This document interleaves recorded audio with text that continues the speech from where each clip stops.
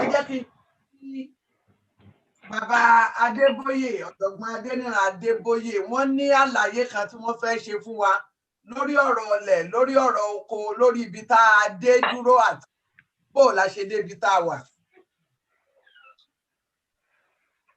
Ẹ ṣé olóòtú, ṣé gbogbo ayé ń gbọ́ mi?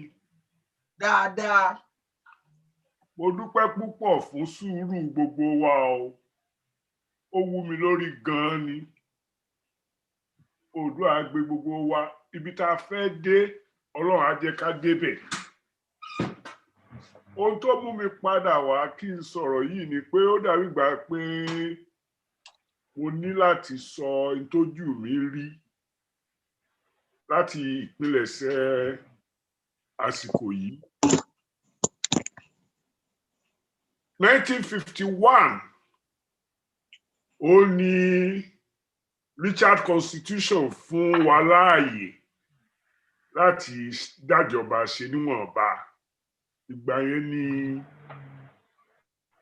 wọ́n fún wa ní Western Region, Eastern Region, Northern Region tí wọ́n dẹ̀ jẹ́ kí àwọn èèyàn wa kí wọ́n bẹ̀rẹ̀ sí bá wa ṣèjọba. Ọdún yẹn ni wọ́n ṣe election tí Awólọ́wọ̀ fi di leader of government business ní Western Region tí kí lórúkọ rẹ̀ tí Ṣáàzìkíwé o ẹni tó ṣáájú ẹ̀ ṣe leader of government Western Region tẹ́nìkan ṣe leader of government business ní Northern Region. Constitution Richard yẹn ò ní àyípadà 1954 October 1 la fi di Federation of Nigeria. Between 1951 and 1957 ẹ dákun wọ́n sọ tèmi ní àmúlùmọ́lá òyìnbó torí nǹkan mi wà tí ò ṣe translate easily sí Yorùbá. So 1954 October 1 la di federal structure. Èkó ti wà ní Western Region títí dìgbà yẹn wọ́n wá lọ create Èkó as Federal Capital Territory. Wọ́n gba Èkó kékeré ni o láti Yaba lọ sí òkun láti ibi tí University of Lagos Hospital wà nísìn gbogbo ẹ̀ òjú gbérégbé báyìí lọ oní Lagos capital oní Federal Capital Territory gbà yẹn. Ibi tí mo bá ọ̀rọ̀ lọ ni pé a dá local government police sílẹ̀ ní gbogbo regional police Western Nigeria police wà 1954 local government police wọ́n máa ń pè wọ́n. Wọ́n ní Northern Region náà wọ́n ní Eastern Region. The first thing tẹ́ fi máa mọ̀ pé federalism irọ́ ni ó ṣẹlẹ̀ ní 1962 May ìgbà tí wọ́n rí wípé ìlọsíwájú ilẹ̀ Yorùbá especially the part of it wọ́n pè ní Western Region pé ó kọjá wẹ́rẹ́wẹ́rẹ́ wọ́n dá wàhálà sílẹ̀. Gbogbo autonomy tá a sọ pé Western Region ní irọ́ ni. Àwọn riot police tí wọ́n dà sí Ìbàdàn tí wọ́n declare a state of emergency tí wọ́n gbé Kóyèjọ Májẹ̀kódùnmí fà fi ṣe commissioner wa tí wọ́n fi ṣe emergency administrator of Western Region. Kò sí nǹkan tó ń jẹ́ local government police nígbà yẹn tápá ẹ̀ lè ká Nigerian police ká má ṣe sọ pé riot police autonomy irọ́ ni. Even nílẹ̀ yìí tí gbogbo yín sọ̀rọ̀ federalism ní United States àbí ní England kò ṣẹlẹ̀. Nǹkan tó pa wọ́n pọ̀ ojú pédè kan náà ni gbogbo wọn ń sọ. Everybody here the official language is English and majority people speak English. So culture wọn ò fi bẹ́ẹ̀ yàtọ̀ síra wọn. Orílẹ̀-èdè ni Yorùbá kì í ṣe orílẹ̀. A lè pe Nàìjíríà lórílẹ̀-èdè, èdè ti pọ̀ jù, ìyàtọ̀ ti pọ̀ láàrin wa, owú jíjà ó ti pọ̀ láàrin wa. Bó o bá ọpá bó o bá ọbù lẹ́sẹ̀ ni wọ́n ṣe síra wọn. Ó ní Fúlàní ṣe rí ààyè láti wọ́n ní bògiri Yorùbá lánú aláàmú ò lè wọ̀. Ẹnu Nàìjíríà ti gbòòrò láti pilẹ̀ṣẹ̀ bóyìnbó ṣe fẹ́ nìyẹn kí wọ́n lè bá a máa jẹ gàba lórí wa láéláé. So tá a bá ti rí pò ti rí bẹ́ẹ̀ yẹn ọ̀rọ̀ pé a tó wá padà sí true federalism bó lè ti rírú ẹ̀ rí among a people of very many languages and cultures. so ìyẹn ni mo fẹ́ kí n mú tẹ̀lé wá sáyé torí ojú mi ni wọ́n ṣe emergency yẹn ó dẹ̀ burú sí ni láti gbà yẹn títí tí wọ́n fi lọ ṣe 1999 constitution tí ò tiẹ̀ sí kò sí pretense mọ́. It's a unitary government with a pretense federal structure. Tẹ́ bá mọ ọgbọ́n tá a fi lè ṣe true federalism, I'm not opposed to it o, but ẹ má jẹ́ ká mú ní ẹ̀kẹ́ ẹ̀dẹ́ pé nǹkan téèyàn lè ṣe ni ẹ jẹ́ ká research ẹ̀ dáadáa ká mọ ọ̀nà tí wọ́n fi lè ṣe. Ẹ̀yin olùgbọ́ wa, ohun tí à ń gbé yẹ̀wò abala kejì nínú ìpele kẹta ìràpadà Yorùbá, ohun tí à ń gbé yẹ̀wò ní ìsìn ni ohun tí a pè ní ààbò ilẹ̀, ààbò oko, ààbò àwọn nǹkan tiwa bíi ṣọ́ọ̀bù, bíi ilé, bíi ilẹ̀. Ó jẹ́ pé àwọn àjòjì ti jẹ gàba lórí ẹ̀. Àyẹ̀gbé ajá dùn, kí la fẹ́ jẹ kájá ó tó gbẹ. Ẹ dákun, kí ni ká sọ fún obìnrin yìí tó wá sí orí WhatsApp tó sọ wípé òun yáwó láti dáko, ṣùgbọ́n wọ́n ní kóun ó lọ bá Ṣẹ́ríkí Fúlàní kó bóun dáàbò bo oko òun. Ṣẹ́ríkí Fúlàní nílùú kan nítòsí Ọ̀yọ́, ó gbowó lọ́wọ́ òun. Ó gba owó lọ́wọ́ òun pé kí wọ́n lè bá dáàbò bo ilẹ̀ òun.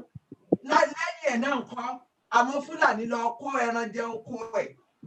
Ìgbà tó sì padà lọ sọ́dọ̀ Ṣẹ́ríkí sọ fún pé ta ló sọ fún pé àwọn ọmọ onílẹ̀ tó talẹ̀ fún lónílẹ̀.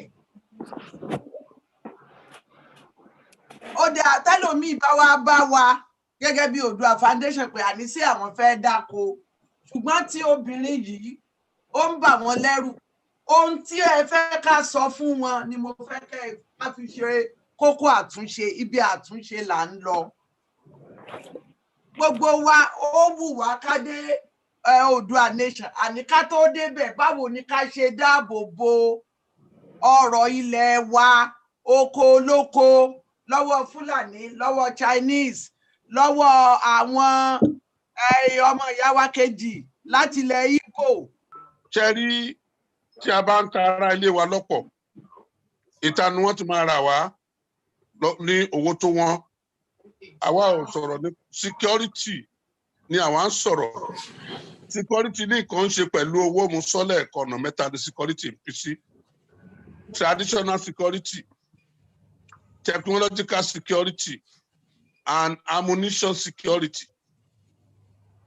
Tí a bá ti ṣe bẹ́ẹ̀ yẹn, gbogbo nǹkan tá à ń sọ yìí, gbogbo ọjọ́ tá a ti rú ẹjọ́ rojọ́ tí a bá ní pọ́ọ̀sì kankan máa da ní 1 naira, ní 1 naira, ní 1 naira. Tá a bá tiẹ̀ gbé ìbọn káwọn ọmọ wa kan wà ní village kọ̀ọ̀kan kan máa ní wíṣù tó ń lò gbáyé àwọn bàbá wa. Ní problem tá a ní o. Let me give you another example. Ọba Ifọ̀n, wọ́n pa Ọba Ifọ̀n.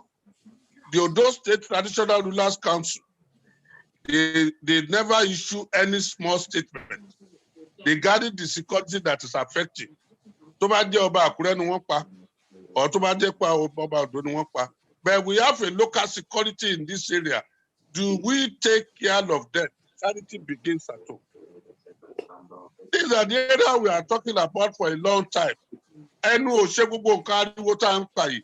Olówó ilẹ̀ Yorùbá tó bá rẹ́dì tó bá rẹ́dì fún ẹjẹ́ ká. I could remember when I'm working with Sketch Press ní Port Harcourt tí wàhálà bá ṣẹlẹ̀, àwọn gbogbo àwọn ọmọ Port Harcourt wọ́n á gbógun lọ sí ọ́fíìsì àwọn Shell. Wọ́n máa jókòó wọn níjẹ́ kó ṣiṣẹ́. Bẹ́ẹ̀ gbogbo ẹ̀yin leader wa ẹ máa sápamọ́ ni. Àwa tí a dẹ̀ rẹ́dì àti ṣiṣẹ́ ẹ máa blackmail wa ni.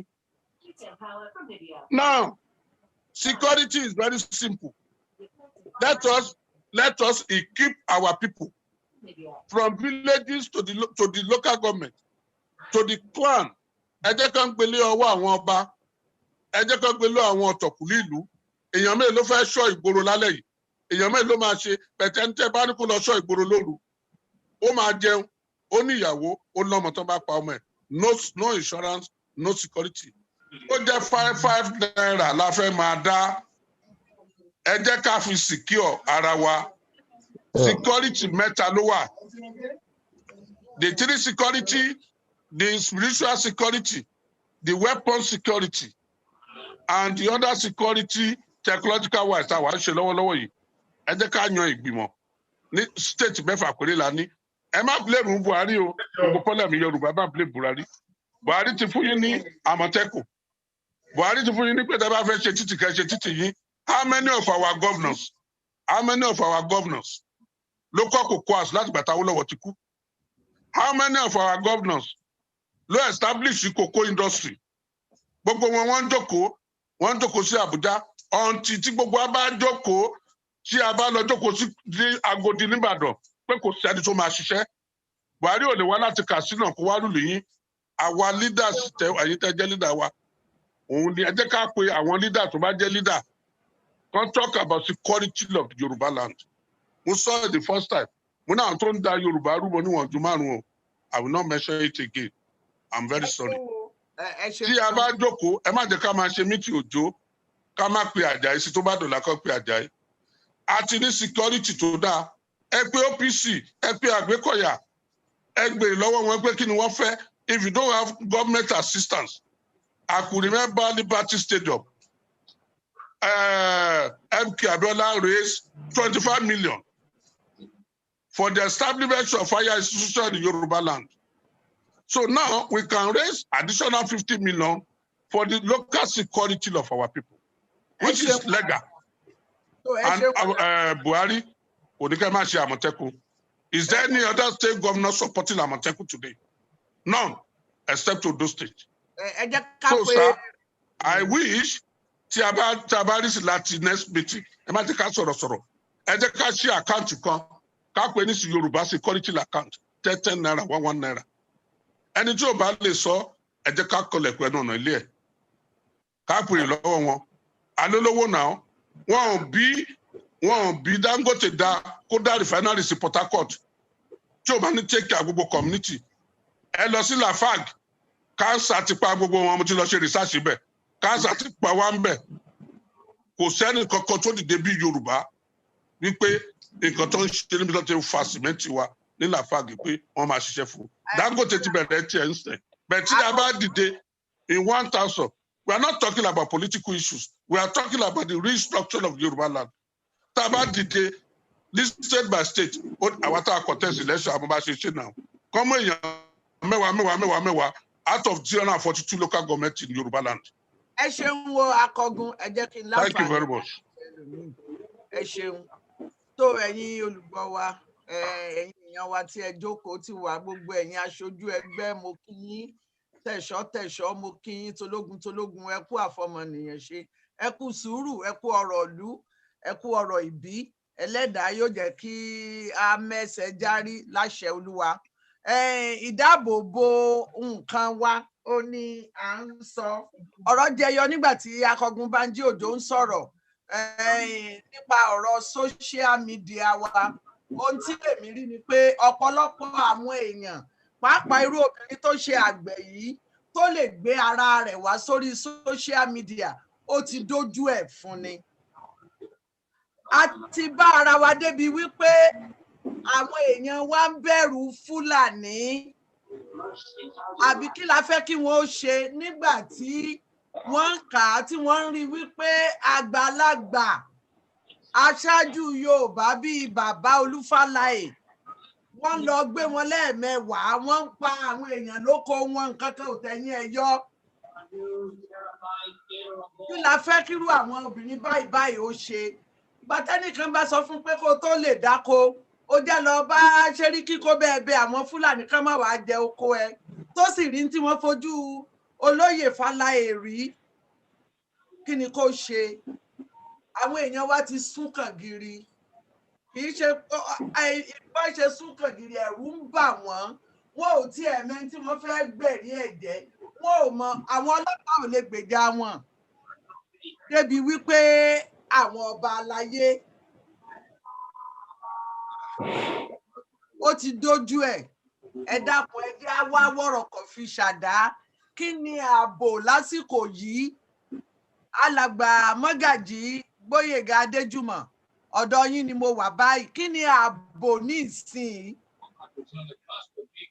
Níbo ni ká lọ láti bá wọn èèyàn wa tó ń dáko, láti bá wọn dáàbò bo oko wọn kí wọn ó lè máa dáko? Àyàngbé ajá dùn, à ń lọ sí Oòduà tàbí ká ṣe restructuring kó ṣẹlẹ̀, ṣùgbọ́n ká tó débẹ̀ báwo ni ká ṣe dáàbò bo àwọn èèyàn wa? Ṣé kí wọ́n má dáko mọ́ ni? Ẹ ṣeun adúpẹ́. Mo kí gbogbo ẹ̀yin bàbá àti gbogbo ẹ̀yin ìyá mi lórí ìkànnì yìí. Mo dúpẹ́ lọ́wọ́ yín.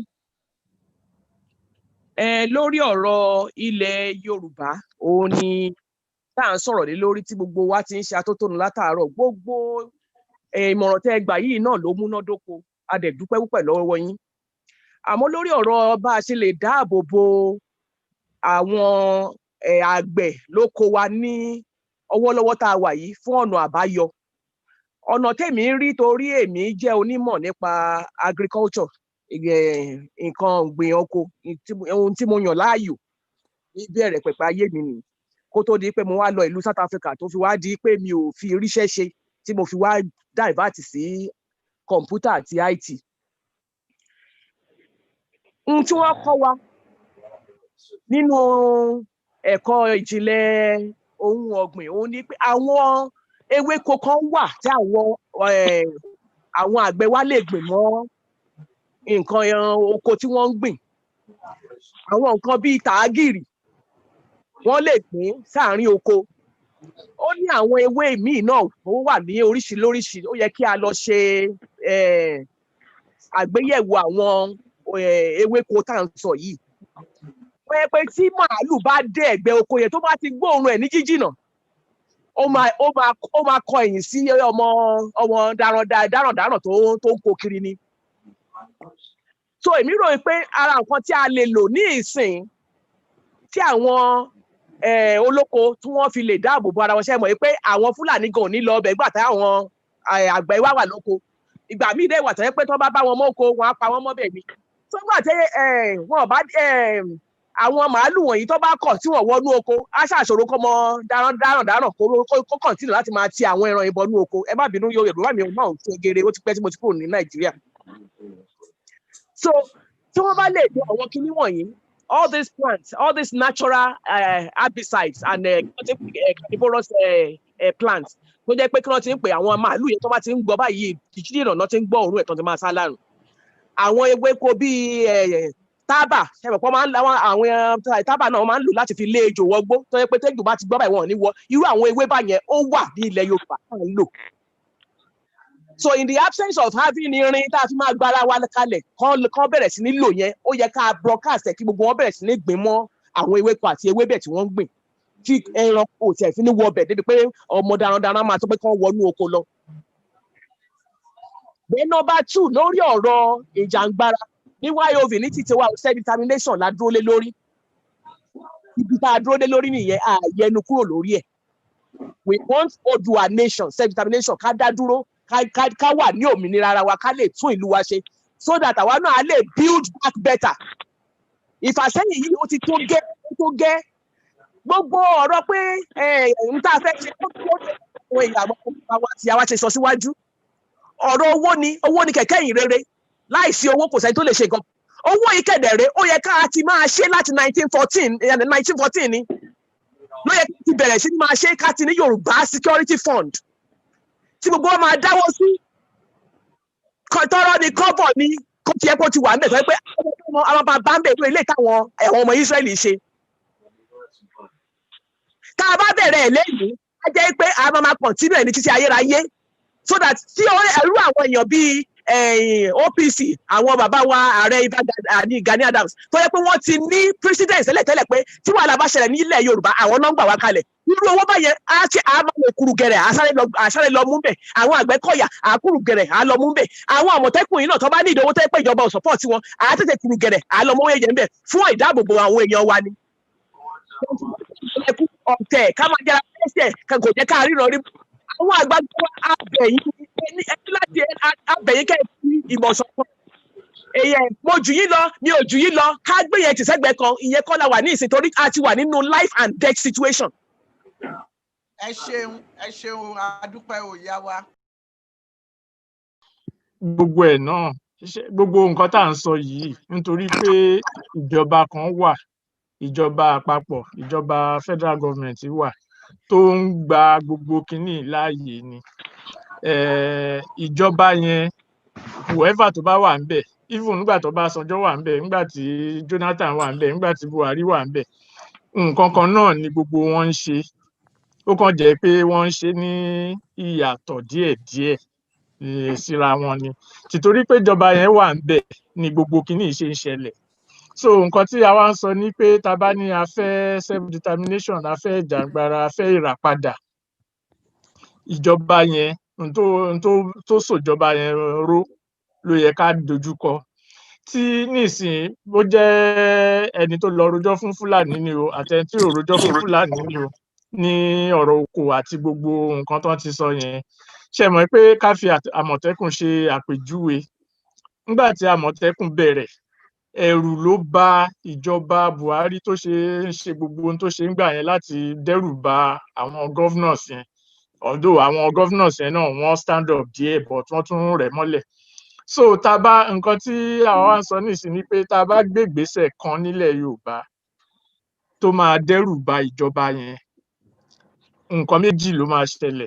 Either kan sọ pé wọ́n fẹ́ gbógun tì wá, ìjọba fúnra rẹ̀, kì í ṣe pé bóyá Fúlàní mọ́ nísìn àbí nǹkan, ìjọba fúnra rẹ̀ fẹ́ gbógun tì wá, àbí kán fẹ́ dẹ́rù bà àwọn olórí wa pé ká má lè ṣe nǹkan táwa ṣe ń sọ̀rọ̀ nípa referendum yẹn. Ìgbà tí Professor Adébóyè tán sọ pé ọ̀rọ̀ instrument lẹ́ẹ̀kan, nǹkan tá à ń sọ nìyẹn pé gbogbo nǹkan tá à ń sọ yìí ó dá dúró lórí instrument wo la fẹ́ lò láti fi lè achieve ẹ̀. Tí a bá panupọ̀ lénìí ní ká sọ nísìnyí pé Yorùbá fẹ́ ṣe referendum lénìí o, ẹ máa rí Attorney General, ẹ máa rí Garuba Shehu, ẹ máa rí Fẹ́mi Adésínà, ẹ máa rí gbogbo wọn tó máa bẹ̀rẹ̀ sí sọ kátikàti. Tá a bá sọ pé a fẹ́ ṣe referendum lórí ibi tí Yorùbá ń lọ lénìí, gbogbo ọ̀rọ̀ ààbò ilẹ̀, àwọn Chinese, àwọn igbá, gbogbo àwọn yẹn ó máa lọlẹ̀ ni, nítorí pé ìgbésẹ̀ yẹn nìkan fúnra rẹ̀ ó ti dẹ́rù bà ìjọba àpapọ̀ yẹn. Àwa ní dúró ń bẹ̀ yẹn nìkan, bá a ṣe sọ tẹ́lẹ̀, ọ̀rọ̀ yìí ọ̀rọ̀ ilé ni, ọ̀rọ̀ ilẹ̀ Yorùbá ni. Bá a ṣe máa get àwọn governors wa àti House of Assembly wa kán ṣe nǹkan tó yẹ kán ṣe. Tá a bá ti níyẹn mú dúró sẹ̀, ṣe rí gbogbo irú mo dúpẹ́ lọ́wọ́ olórí Mọ́remí tó sọ̀rọ̀ lẹ́ẹ̀kan yẹn, tó sọ̀rọ̀ nípa agriculture àbí kinní kan yẹn. Kì í tiẹ̀ ṣe inú oko nìkan ni wọ́n lè gbin kinní yẹn sí. Ṣé mọ̀ pé kinní kan wà tó ń pè ní grazing routes tó ń ṣe káàkiri. Wọ́n bá tiẹ̀ gbin gbogbo oríṣiríṣi nǹkan sí gbogbo grazing routes yẹn, wọn ò tiẹ̀ ní ráyè wọlé ká tó ní wọ́n á lọ sóko ẹnì kankan. So gbogbo yẹn, but ká tó lè ṣe gbogbo yẹn, ṣe mọ̀ pé ìgbìmọ̀ àbí ìjọba ó láti wà tó máa jẹ́ pé iṣẹ́ tiwọn nìyẹn, tán máa focus lé lórí pé okay o, nǹkan tá a fẹ́ ṣe leléyìí, tán dẹ̀ máa ṣe lọ. Ibi tọ́rọ̀ instrument yẹn dẹ̀ tó ti ṣe pàtàkì. Tá a bá ní instrument yẹn dání, olúkálùkù á máa ṣe tiẹ̀ ni, olúkálùkù á dẹ̀ máa sọ tiẹ̀ ni. Ṣùgbọ́n tí instrument yẹn bá wà wípé referendum la fẹ́ ṣe, nǹkan tá a dẹ̀ dúró lé lórí rèé, a dẹ̀ ti ká gbogbo ẹ̀ sílẹ̀, ó ti wà ní kíkọ́lẹ̀, ó wà lọ́wọ́ àwọn governors, ó wà lọ́wọ́ àwọn State of Assembly, ó wà lọ́wọ́ gbogbo wọn pé ibi tí Yorùbá ń lọ leléyìí. Ó dá mi lójú wípé kì í ṣe pé ọ̀sán kan òru kan gbogbo ẹ̀ máa ṣẹlẹ̀ o. Ṣé ẹ rí i pé táwọn èèyàn bá ti sọ pé àwọn fẹ́ gba ìràpadà wọn lọ́wọ́ ẹni tó ń fìyà jẹ wọ́n, ẹ̀rù máa bẹ ẹni tó ń fìyà jẹ wọ́n yẹn, á wá di pé wọ́n á bẹ̀rẹ̀ sí ṣe kátikàti. A dẹ̀ ní legal kínní backing fún, kò sí. Ìgbà tí wọ́n ṣe táwọn Sani Ahmed tó ń ṣe sharia àwọn lọ́jọ́ yẹn, constitution Nàìjíríà wà ńlẹ̀, wọ́n ṣe kinní kan. Ọmọ Agége gan ti sọ, Senator ọmọ Agége gan ti sọ pé National Assembly ò lẹ́tọ̀ọ́ láti sọ pé òun dá sí ọ̀rọ̀ bá ṣe máa tún ìlú ṣe, olúkálùkù ṣe fẹ́ lọ. So gbogbo ẹ̀ ọwọ́ wa ló wà. Yes ma. So mo kàn ní kí n sáré sọ yẹn. Ẹ sọ ní ìṣẹ́jú kan. Okay, ó ti wà okay. Ó ti wà okay. Ẹ ṣé mà. Ọgbọ́n yín ò ní dópin. Ẹ̀yin èèyàn wa, ṣé ẹ ti gbọ́ gbogbo tí nǹkan kan ni mo mọ̀ tó dá mi lójú àgbẹ̀ ò nílò láti lọ gba ìmọ̀ràn lọ́wọ́ ìjọba lórí nǹkan tí mo gbìn gbogbo àgbẹ̀ tí ẹ bá mọ̀ ẹ máa sọ fún wọn pé kí wọ́n máa gbin tàgírì yẹn ni ó máa kọrin fún wọn àwọn Fúlàní àwọn darandaran tàgírì ni ó máa kọrin fún wọn pé ewí fàlejò kó lọ ẹ kì í ṣaṣara bàgbó ẹ máa sọ fún gbogbo àwọn àgbẹ̀ tó lémi ò gbọ́ ilé ìrí ó yẹ káwọn èèyàn wa ó ti gbọ́ a nílò ìjọba ibi táwọn àgbẹ̀ ti lè bá wọn ja ogun nìyẹn ẹ máa sọ fún gbogbo àwọn àgbẹ̀ pátá pé ẹ máa gbìn káàkiri kó lé wọn lọ fúnra wọn kó wá jẹ́ pé fúnra wọn ni wọ́n fúnra wọn lóògùn jẹ ẹni Yorùbá máa ń sọ̀rọ̀ wọn ní ẹni tí ìyà bá ń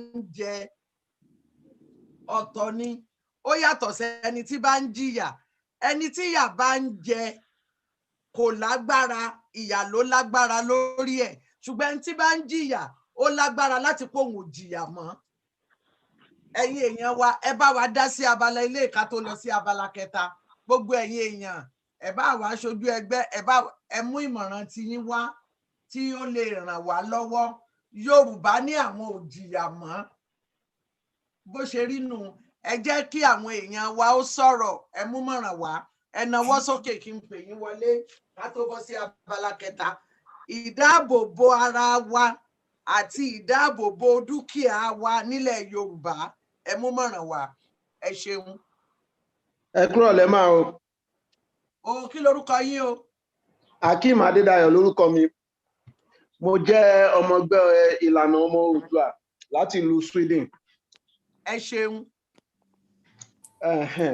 Gẹ́gẹ́ bó ṣe jẹ́ pé ọ̀rọ̀ solution là ń sọ nísìn mo nírò pé gẹ́gẹ́ bí gbogbo àwọn ọ̀jọ̀gbọ́n tán ti sọ pé owó la nídìí and báwo la ṣe fẹ́ gbé owó yẹn dìde òun ló yẹ ká máa sọ̀rọ̀ lé lórí àti báwo la ṣe fẹ́ support àwọn security agent tó ti wà ńlẹ̀ already gẹ́gẹ́ bí OPC Àgbẹ̀kọ̀yà àti Àmọ̀tẹ́kùn a nídìí láti mọ iye OPC àti Àgbẹ̀kọ̀yà àti Àmọ̀tẹ́kùn tá a nílẹ̀ ńlẹ̀ báyìí tí a bá rí àwọn bàbá wa tán lè bá wa coordinate kíní yẹn ká kọ́kọ́ mọ iye nọ́mbà tó wà ńlẹ̀ tá bá mọ iye nọ́mbà tó wà ńlẹ̀ ká dẹ̀ mọ bá ṣe fẹ́ increase iye nọ́mbà Àmọ̀tẹ́kùn àti OPC tó wà ńlẹ̀ coordination wọ́n ní the coordination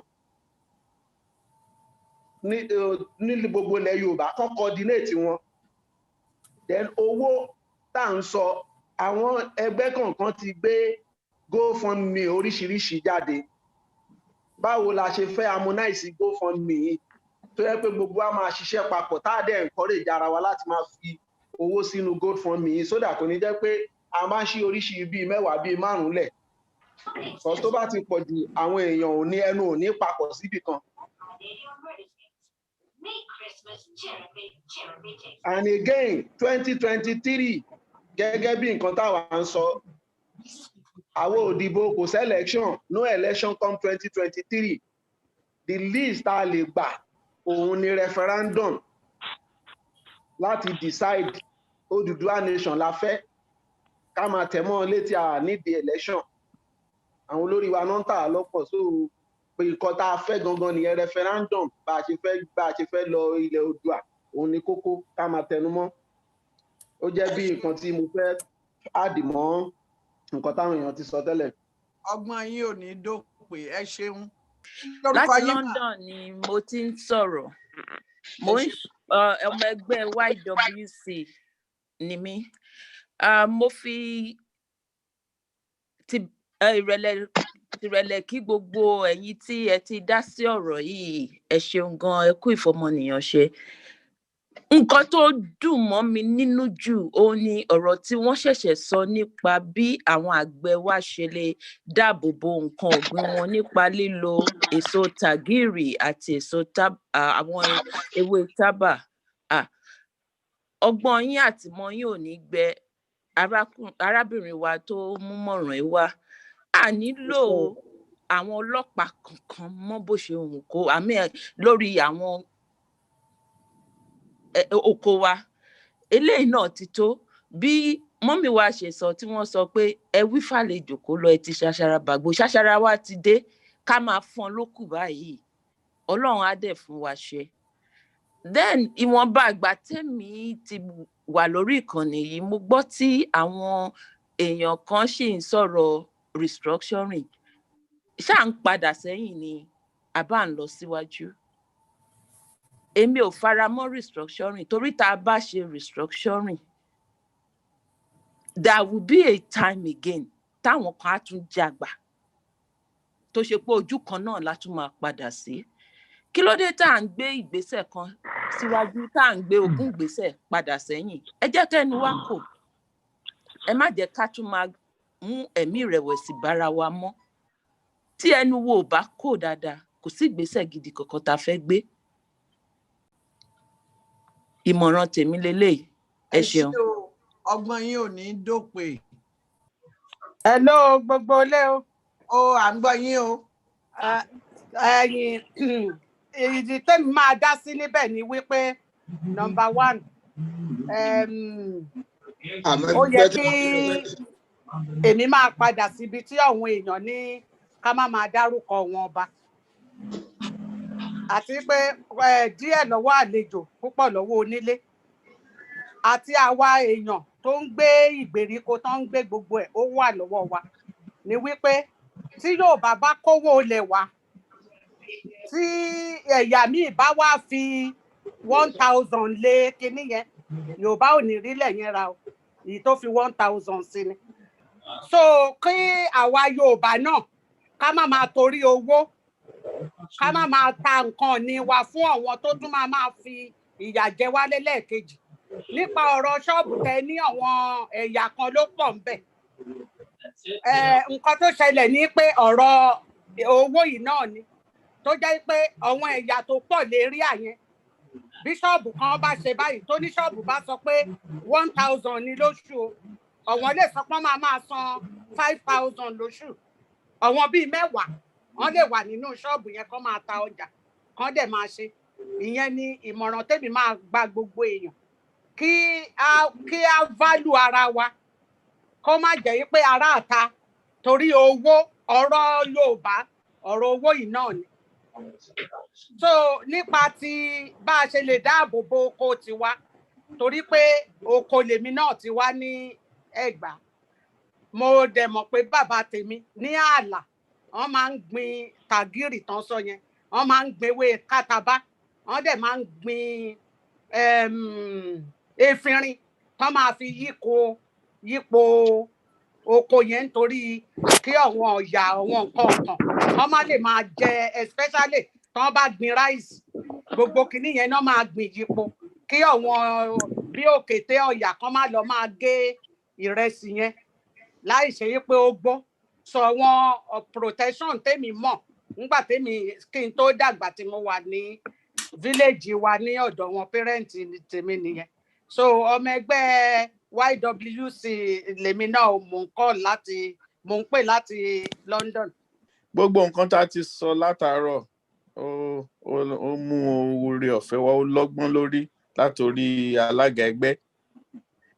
Ṣe rí nǹkan tó jẹ́ kókó jù a lè lọ síwájú a lè lọ sẹ́yìn a lè wà ń bí fún wákàtí 9 but tí èmi ní ọkàn tèmi mo rò pé àwọn tá a ní ìdíkíṣẹ́ ìgbìmọ̀ yìí ọ̀ ẹgbẹ́ ìkó lè lọ síwájú jù ni àwọn gómìnà márààrún tán wà nílẹ̀ Yorùbá because a lè sọ oríṣiríṣi a lè sọ pé kàn ṣe báyìí àwọn ni commander-in-chief of the 5 or 6 states àwọn náà máa ṣe nǹkan tán because pé wọ́n fẹ́ lọ sókè àwọn ló ń gba owó ìjọba fún ìgbìnlẹ̀ márààrún bíi 6 àwọn ní gbogbo nǹkan wà nípa wọn gbogbo nǹkan tó dẹ̀ ń jẹ wá níyà àwọn ló yẹ kó máa bá wa sọ ìgbà tọ́hàn ṣe nǹkan tó yẹ ká ṣe ló ká wa lára tàrúrò pé ìyà ń jẹ wá 10 Buhari ò tó bẹ́ẹ̀ táwọn gómìnà wa bá gbójú bó tó bá ti jẹ́ pé ọ̀rọ̀ APC and PDP náà fi máa ṣe ọ̀rọ̀ wa ọ̀nà ìrìn àjò yìí ó ìjìnà gómìnà tó dá Àmọ̀tẹ́kùn lẹ̀ tán jọ sáìn tán jọ ṣe gbogbo ẹ̀ tó gbéra ọjọ́ mẹ́ta tá a lò lọ́dọ̀ Buhari nǹkan tí Buhari bá ní kó ṣe tó máa padà sí àgbègbè ẹ̀ tí wọ́n á máa pààyàn ní àgbègbè ẹ̀ tí ò lè ṣe nǹkan torí pé Fúlàní Buhari Fúlàní àwa fúnra ara wa lè máa yan aṣojú ẹ̀yàn delegates àtàwọn àwọn tí Ọlọ́run fún lágbára ní ilẹ̀ Yorùbá kàn wọlé tọ̀ àwọn gómìnà yìí lọ àwa la fi yín síbẹ̀ ẹ̀yin ń dára ẹ̀ ń lọ sílùú òkèèrè ẹ̀ ń kọ́mọ yín lọ sílùú òyìnbó security ń tẹ̀lé yín àwa tí ó yàn yín síbẹ̀ wọ́n ń pa wá ìyà ń jẹ wá ẹ̀yin ni tí tán bá ṣe nǹkan tá a fẹ́ ká lé wọn kúrò lórí oyè mo rò pé nǹkan tí mò ń sọ yìí kí ẹgbẹ́ ìkan rò dáadáa because tá a bá lọ ń sìn tá a dá nǹkan ṣe tí gómìnà bá ti fọwọ́ sí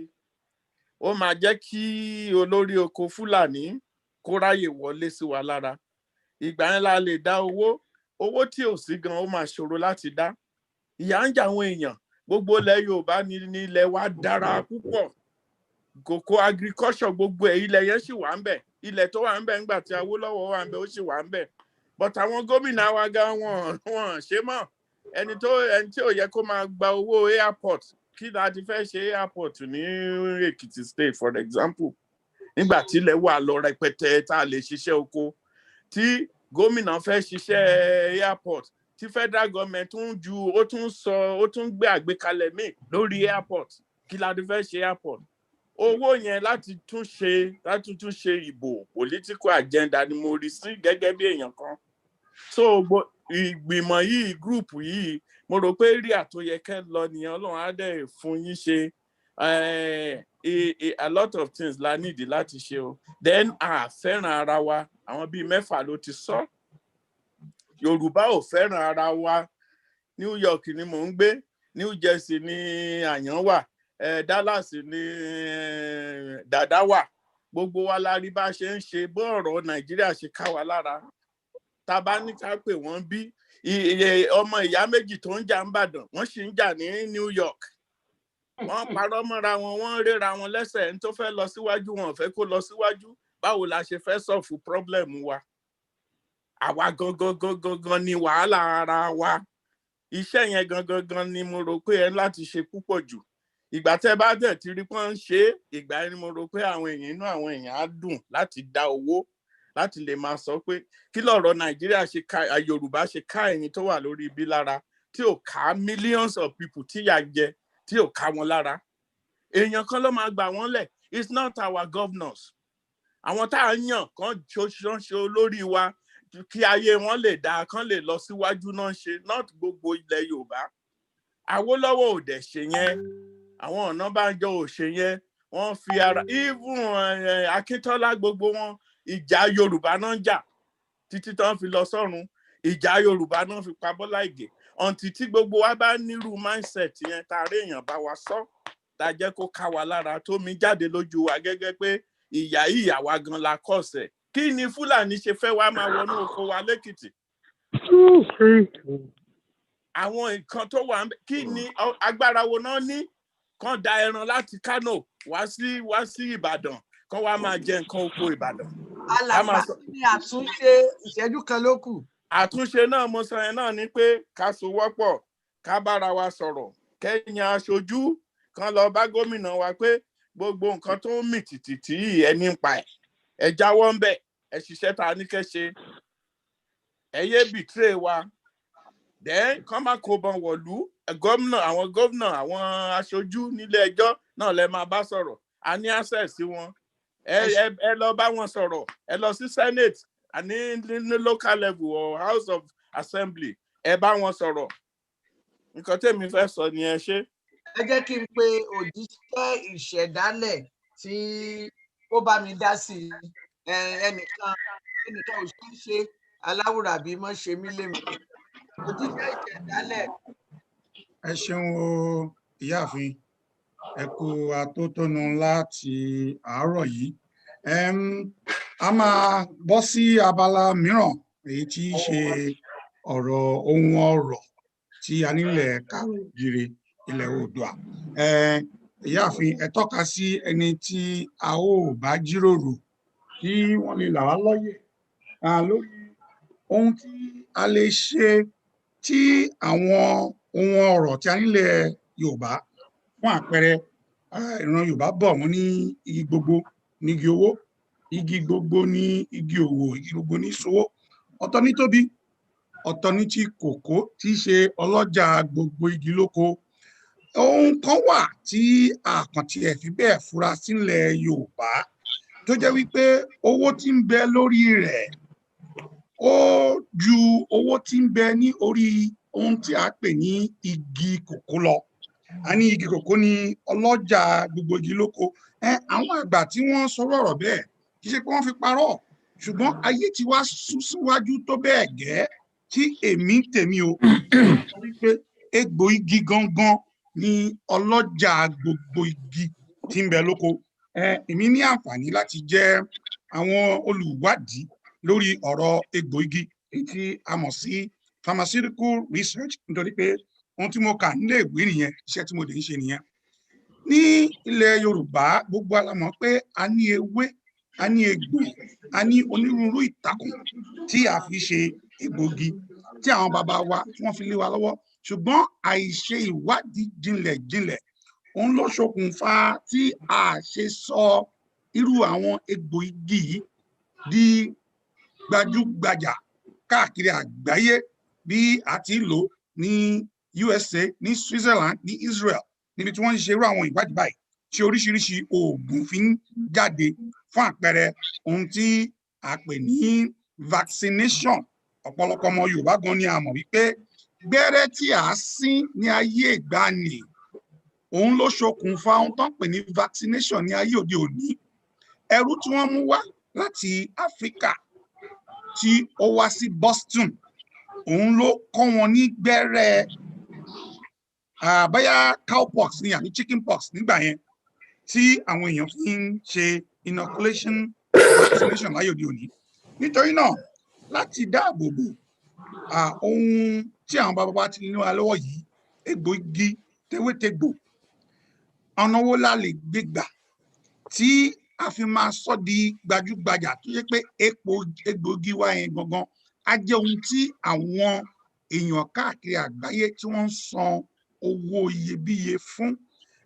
Ẹni tí a bá máa pè kí wọ́n gbìyànjú àti là wá lọ́yẹ̀ wípé kí la lè ṣe láti dáàbò bò, tí ó ń ṣe pé àwọn ará òkè òrì náà máa tún bẹ̀rẹ̀ sí ní mú gbogbo àwọn egbògi wa, àwọn àwọ́pá wa, ewé dóngóyàrò wa tí wọ́n tún máa sọ di ohun òwò tí àwa tó jẹ́ pé àwọn bàbá wa tó fi lé wa lọ́wọ́ gan a lè múlò gẹ́gẹ́ bí ọrọ̀ ajé tiwa.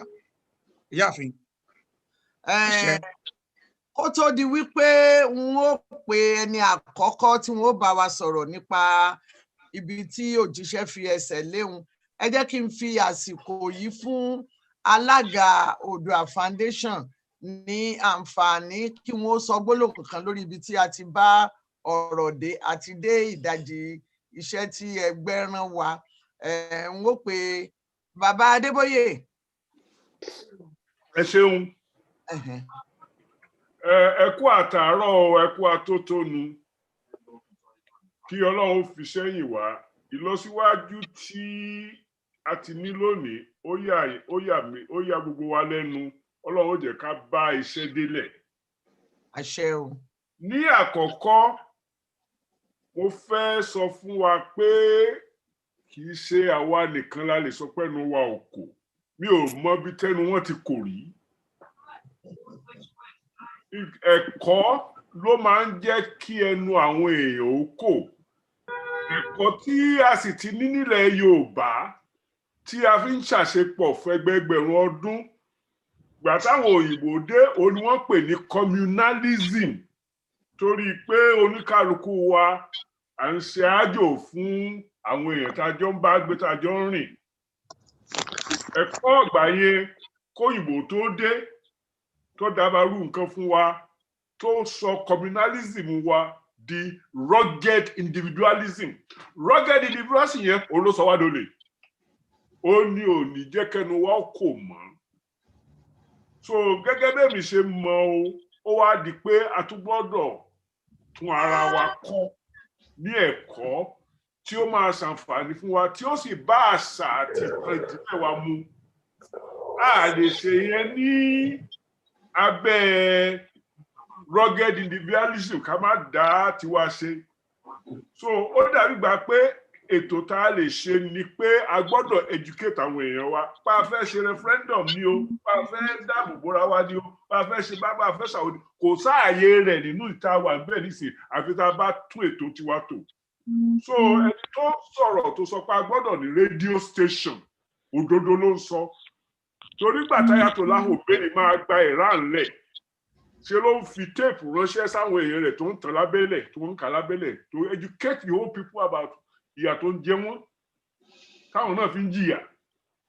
So àwa náà gbọ́dọ̀ wá ṣe yẹn. Àríkẹ́ ọmọ Lágbìjì Àká tí wọ́n tó ọmọ gbọ̀ngàn kò gbọ́ Yorùbá kò gbọ́ Ìgbò tẹ́ ẹ̀ bá tú kíní yìí palẹ̀ kẹ́ ẹ sọ fún pé nǹkan ibi tọ́nà tó yẹ kó gbà lọ nìyí. Kò ní mọ̀ á kàn mọ́ béèrè lọ́wọ́ àwọn ọmọ ẹ̀ tí ń fò ìbò bí ọ̀pẹ́ rẹ̀ àwọn náà ò ní mọ̀ nígbà tí wọ́n kẹ́kọ̀ọ́ gidi rí. So a fẹ́ tún ọ̀rọ̀ wa tò ká mọ bá àwọn èèyàn wa sọ̀rọ̀ lójoojúmọ́ lórí rédíò lórí tẹlifíṣàn táwa ń kọ́ńtró tíjọba ò kọ́ńtró. Ẹ bá rántí rẹdifúṣàn láyé àtijọ́ asọ̀rọ̀mọ̀gbèsì ọ̀pọ̀lọpọ̀ gbọ́dọ̀ kọ́ńbẹ̀ tí ò ní nǹkan ṣe pẹ̀lú skul. So a gbọ́dọ̀ padà sílé ọkọ àárọ̀ ká kọ́ bá a ṣe máa jọra wa lójú bá a ṣe máa gbìjà ara wa bá a ṣe ní jẹ́ kọ́rọ̀ owó tí wọ́n ń sọ yẹn tó jẹ́ ọ̀rọ̀ rugged individualism kó kọjá culture and value tó gbé wá tá a fi survive thousands of years. Káwọn adánitán ti dánitán kábàánijẹ́ ó tó dé. Níta wà nísìn ni àtúnṣe ìràpadà. Ẹ ṣeun. So ẹ ṣeun o ẹ ṣeun bàbá Adébóyè. Tí mo dẹ̀ fẹ́ sọ nípa ti ààbò òun ni wípé ẹnìkan ti sọ wípé ká mọ iye àwọn àmọ̀tẹ́kùn tó wà àti bí ẹgbẹ́ kọ̀ọ̀kan wa bá ṣe lè san owó àmọ̀tẹ́kùn tẹ́pẹ́ àti ẹ̀ní dá fún àwọn èèyàn tó wà nílé gan tẹ́pẹ́ òkè ẹ̀yìn ẹgbẹ́ Odùduwà àwọn la máa sanwó àmọ̀tẹ́kùn tó wà ládùúgbò yìí àwọn ẹgbẹ́ báwọn la máa san tó wà ní àdúgbò yẹn a máa fi build ara wa up títí tẹ́pẹ́ tó bá dẹ̀ di ọ̀rọ̀ wípé àyapa láti ẹ̀ ti ní structure fún láàrin ara wa kò ní jẹ́ wàhálà nípa pé ẹ̀yin Yorùbá àṣe àmọ́ kì í fẹ́ràn ara wa ẹ jẹ́ ká tù yẹn dànù ìyà ò jẹyàn lèyàn ò fẹ́ràn ara wọn bí ìyà bá dójú ẹ̀ èyàn ò fẹ́ràn ara wọn ìyà ti dójú ẹ̀ àti fẹ́ràn ara wa báyìí ẹ ṣe. ẹ ṣeun o ọ̀rọ̀ tí ibi tí adé dúró ni àwọn nǹkan àmúṣọrọ̀ bíi egbòogi tí òjíṣẹ́ ìṣẹ̀dálẹ̀ ti sọ̀rọ̀ lé lórí kí ni ìmọ̀ràn yín lórí ọ̀nà tí a gbà. Ìbéèrè tẹ́ béèrè ni wípé àwọn nǹkan àmúṣọrọ̀ wa kí ni. Egbòogi àti àwọn oògùn wa oògùn tí Yorùbá fi ń ṣagbára bí àti àwọn egbòogi tí wọ́n ń ṣe ìwádìí lé lórí òjíṣẹ́ ìṣẹ̀dálẹ̀ ní àwa la kọ́ wọn bí wọ́n ṣe ń gún abẹ́rẹ́ nípa abẹ́rẹ́ tá à ń gún onírúurú oògùn dẹ̀ ló wà nílẹ̀ Yorùbá ọ̀nà wo la lè gbà tá a fi lè sọ di owó tó fi lè wúlò fún gbogbo wa. Lẹ́ẹ̀kan sí a mọ̀ wípé igi kòkó lọ́lọ́jà gbogbo igi lóko láyé àwọn bàbá wa ṣùgbọ́n lọ́wọ́lọ́wọ́ ní ìmọ̀ràn ti tèmi o egbò igi òun gangan ni àbá pè ní ọlọ́jà jùlọ nítorí gbogbo àwọn onírúurú ilé tí wọ́n ń ta oògùn tí wọ́n ń ṣe oògùn ní ọjọ́ ti tèmi o wọ́n ń pa owó ju àwọn ibi tí wọ́n ti ń ṣe ìpanu tí a mọ̀ sí chocolate káàkiri àgbáyé. Gbogbo ọ̀rọ̀ yìí tí a ní ilẹ̀ Yorùbá tí àwọn lékulẹ́ja tí wọ́n máa ń tà tí àbámọ̀ ìtumọ̀ lékulẹ́ja àwọn alágbo àwọn eléwé ọmọ tí wọ́n máa ń tà ọ̀nà owó ní alégbègbà tí ó máa jẹ́ ohun ọrọ̀ ajé wa ní ilẹ̀ Yorùbá fún àpẹẹrẹ egbò ìtàkùn kan wà tán pè ní fàgárà ìtàkùn fàgárà ní ìgbà kan wà ní 1980s tí wọ́n sọ wípé tí wọ́n bá ń fi fọnu àwọn èèyàn tí wọ́n bá ní àrùn sickle cell anemia ó máa ń ràn wọ́n tó jẹ́ wípé ìrora tí wọ́n máa ń nìyẹn kò kí n fi bẹ́ẹ̀ burú. Ọ̀nà wo ni a lè gbé gbà tí a máa ṣe ìwádìí tó péye tí àwọn tewétegbò tí à ń wí tí ó lè di oògùn gbajúgbajà tí a máa lè pa owó lórí ẹ̀ bí àwọn oníṣègùn yòókù yálà Pfizer ní o àbí àwọn Johnson and Johnson tí wọ́n ń pa owó rẹpẹtẹ, ọ̀nà wọn ládé gbígbà. Ẹ jẹ́ kí n pe Mọ́gàjí Gbóyèga Adéjùmọ̀ tí wọ́n jẹ́ aṣojú Yorùbá Summit kí wọ́n là wá lọ́yẹ̀ ọ̀nà wo lálé gbégbà tí àwọn ohun ìṣẹ̀ǹbáyé wa, ohun tí àwọn bàbá wa tó ti fi lé wa lọ́wọ́ gẹ́gẹ́ bí tewétegbò tí ó lè di gbajúgbajà káàkiri àgbáyé. Ẹ ṣeun. Olóyè Mọ́gàjí, ṣé ń gbọ́ mi?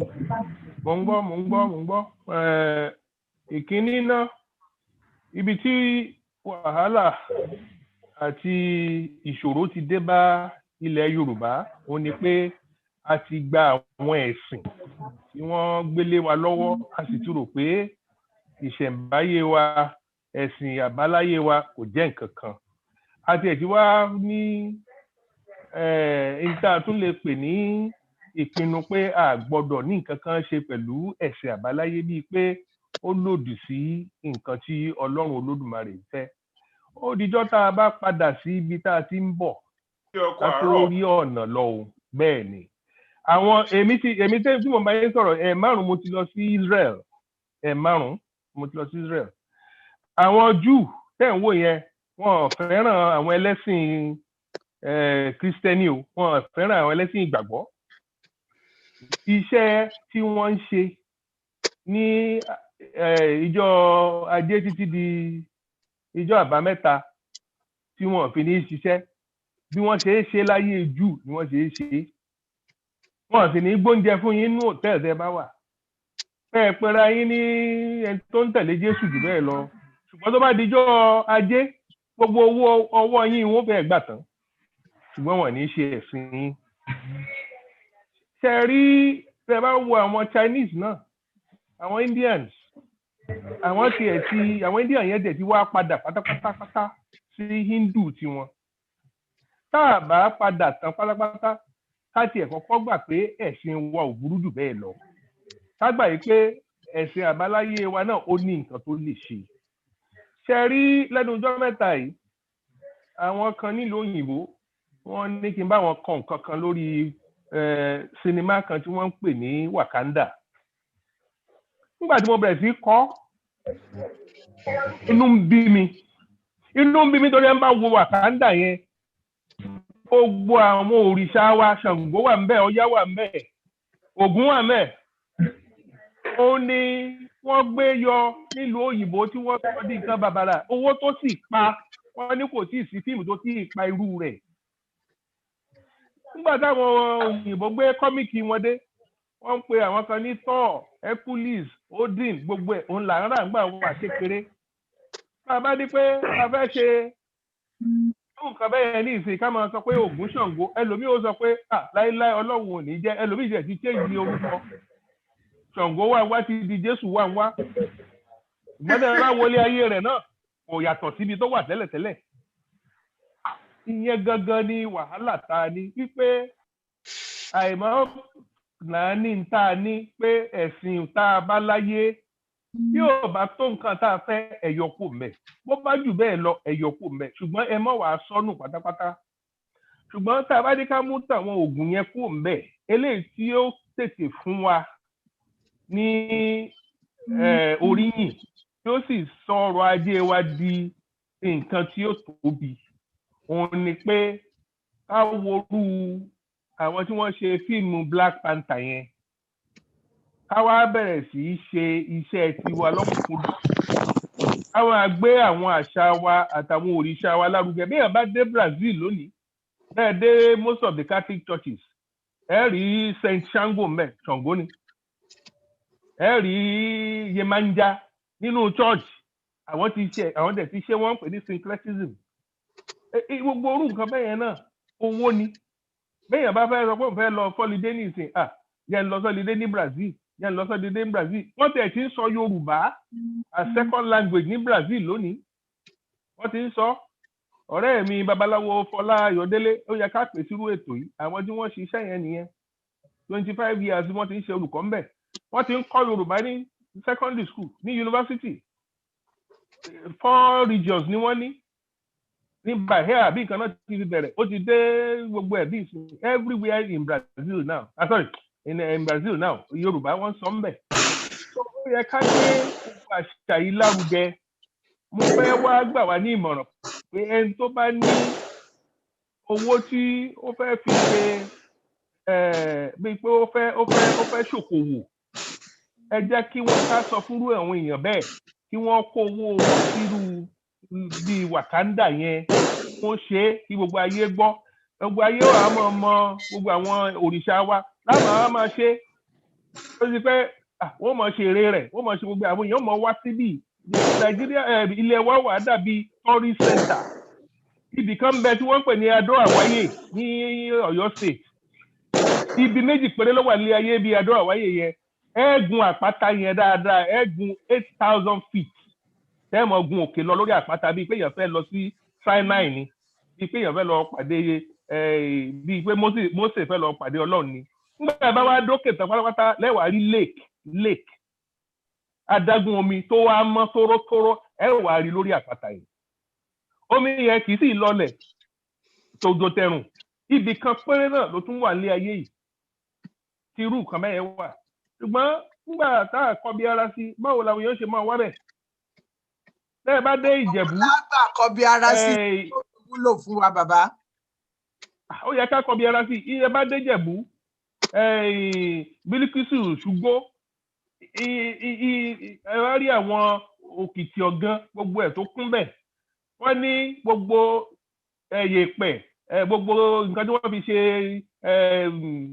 pyramidi Egypt wọ́n ní kò tó gbogbo ohun tí wọ́n fi ṣe wọ́ọ̀lù ti Bílíkísù Ṣùgbó ní Ìjẹ̀bú ṣùgbọ́n ta ló mọ̀ bẹ̀ ta ló débẹ̀ rí ibì kan bẹ ní Ilé Ifẹ̀ táà ń pè ní Ilé Olúorogbo wọ́n níbẹ̀ ni wọ́n ti bẹ̀rẹ̀ sí kọ́ nǹkan sílẹ̀ pé wọ́n kọ́ nǹkan lẹ̀ o kì í sì ṣe Olúorogbo ọmọ Ìmọ̀rèmí o Olúorogbo tó kọ́kọ́ ṣẹ̀ ni àwọn àgbàfẹ́ ó sọ fún yín pé àwọn làwọn kọ́kọ́ pé ibi tí wọ́n ti bẹ̀rẹ̀ sí kọ́ nǹkan lẹ̀ rí nínú àwọn nǹkan tí wọ́n rí pé wọ́n kọ sílẹ̀ ńbẹ̀ àwọn òyìnbó ti wá carbon date ẹ̀ to over 20,000 years ago ta ló mọ̀ pé wọ́n kọ́ nǹkan wọ́n kọ́ nílẹ̀ Yorùbá ó wà níbi ayé gbajú wájú ṣọ́ọ̀ṣì gan ló wà ní Ilé Ifẹ̀ àwa ti débẹ̀ àti rí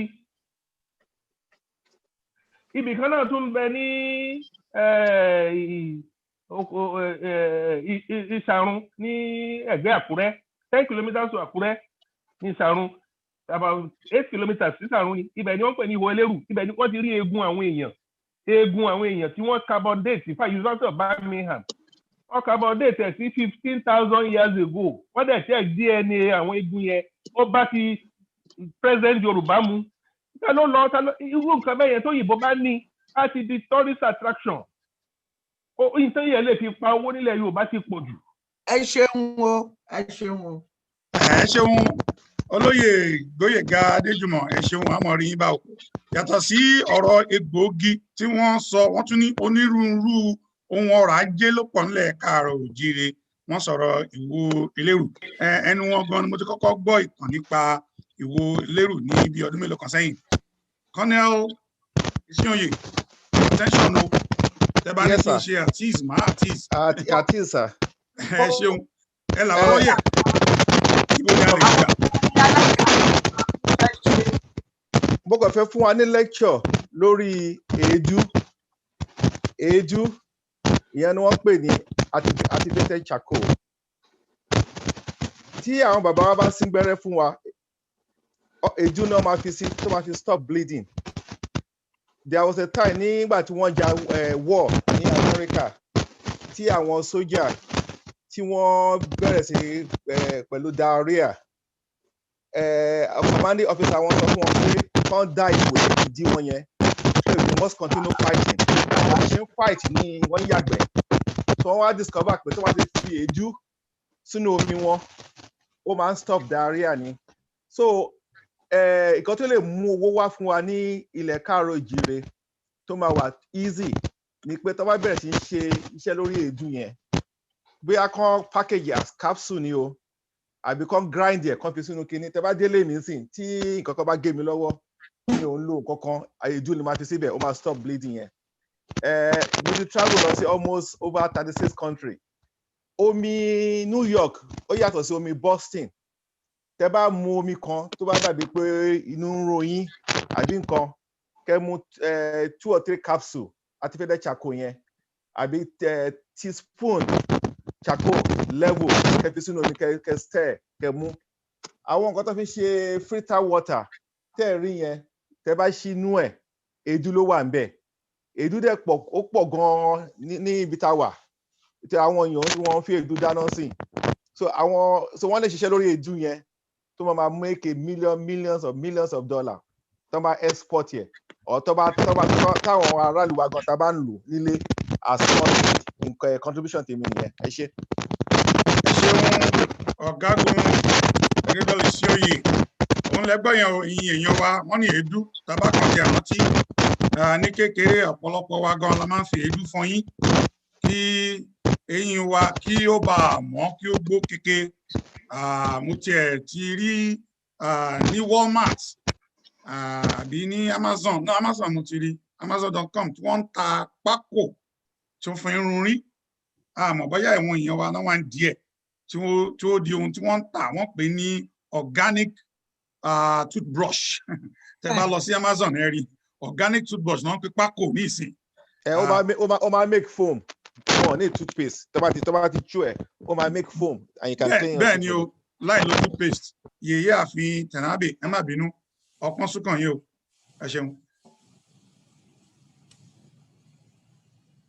ẹ ṣeun púpọ̀ òjíṣẹ́ ìṣẹ̀dálẹ̀ ẹ̀yin wọ́n ní àsìnbẹ̀ làbá wọn dá sí níbi ọ̀rọ̀ tí à ń sọ ní kókó ọ̀rọ̀ oògùn yìí bí a ṣe mọ̀ ní ilẹ̀ Yorùbá ọ̀pọ̀lọpọ̀ ẹ̀ wọ́n máa sọ ìtàn wọ́n dẹ̀ máa fi lé èèyàn tí wọ́n bá mọ̀ wípé ó lè ṣe ìtọ́jú oògùn yẹn ìmí inú ẹ̀ wọ́n lè má sọ gbogbo ẹ̀ tán fún gan pàápàá láti rí bí ó ṣe máa ṣe rí ìwọ̀n wọ̀nyẹn òun ni a rí bí a ṣe lè báwo la ṣe lè ṣe tá a ṣe lè rí àwọn ìwọ̀n wọ̀nyẹn kì í ṣe dandan egbòogi nìkan ni ọ̀pọ̀lọpọ̀ ọ̀fọ̀ tí wọ́n bá pọ̀fọ̀ báyìí ìkan tún nìyẹn tí wọ́n bá sọ ọ̀rọ̀ sí nǹkan ìmíì tún nìyẹn oríṣiríṣi bẹ́ẹ̀ yẹn báwo ni a ṣe lè ṣe tá a fi lè rí àwọn wọ̀nyẹn náà kó jọ mo rò pé ó ṣe pàtàkì ẹ ṣeun o. ẹ ṣeun ìyáàfin tẹ̀nábè àmọ́rí yín bá alàgbà Fẹ́mi Ọdẹ́dèyí.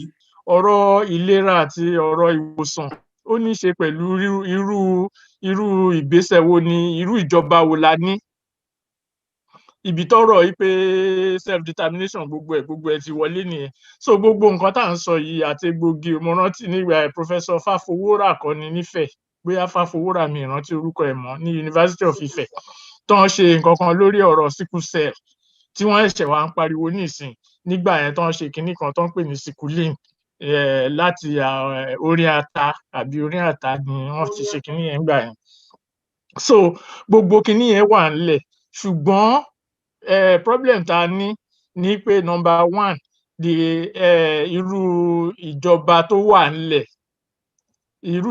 wà ńlẹ̀ táwọn òyìnbó gbélé wa lọ́wọ́ kì í ṣe ìjọba tó lè mú ìdàgbàsókè bá ẹnikẹ́ni nílẹ̀ Áfíríkà nígbà tí wọ́n dá wa lẹ̀ fún ọ̀rọ̀ ajé tiwọn ni epo náà wá tà tí gbogbo ẹ̀ wá yí mọ́ra wọn tó wá di nǹkan tó dì so gbogbo nǹkan tá a ní tó jẹ́ tiwa tọ́lọ́run fún wa tá a lè lò tá a bá ní ìjọba wa fúnra wa dání a lè rí lò gbogbo yìí tá à ń sọ yìí á kàn máa dàbẹ́ ni pé bí ìtàn ló máa jẹ́. Ọ̀rọ̀ yìí ò kì í ṣe ọ̀rọ̀ ẹ̀sìn. Gbogbo bí ọ̀rọ̀ ẹ̀sìn ṣe dé sọ́dọ̀ ọ̀rọ̀ ẹ̀sìn ìgbàgbọ́ tó ń pè ní ìgbàgbọ́ bó ṣe dé sọ́dọ̀ wa a mọ̀ ń pa ìgbà táwọn òyìnbó kì í ṣe páwọn òyìnbó ló kó ẹ̀sìn Jésù wá sọ́dọ̀ wa nítorí ìgbà àwọn gan fúnra wọn nígbà tí wọ́n bọ́ lọ́wọ́ Róòmù tẹ́lẹ̀tẹ́lẹ̀ Róòmù ló ń control gbogbo ayé tó dẹ̀ jẹ́ pé ìjọba àwọn Kátólíìkì nígbà yẹn ìgbà tí wọ́n bọ́ lọ́wọ́ wọn tó ń pè ní ìgbà ní 1648 olúkálùkù wọn ló bọ́ lọ́wọ́ Róòmù tó wá mú ẹ̀sìn yẹn ẹ̀sìn ìgbàgbọ́ yẹn tó jẹ́ pé òun náà fi ṣe ìṣẹ̀dálẹ̀ wọn nílùú wọn.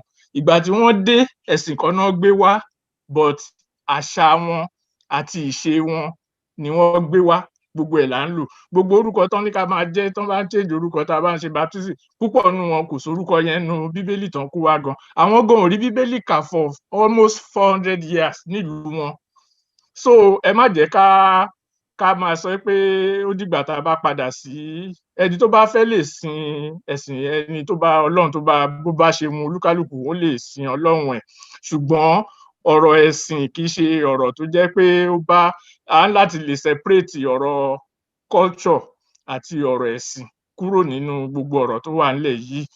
So gbogbo ohun tá à ń sọ nípa self determination kìíní kan kì í ṣe pé bóyá a kàn fẹ́ territory a kàn fẹ́ kìíní kan bọ́ tí pé èèyàn tọ́lọ́run dá ni wá a dẹ̀ fẹ́ padà sí èèyàn yẹn bá a dẹ̀ ṣe lè padà síbẹ̀ ni bá a ṣe máa gbára wálẹ̀ lọ́wọ́ kìíní yẹn ìyẹn ló àwa tún fi ń sọ pé ọ̀rọ̀ referendum yẹn kí n kàn fi yẹn kún ibẹ̀ ni ọ̀nà wà. Ẹ ṣé.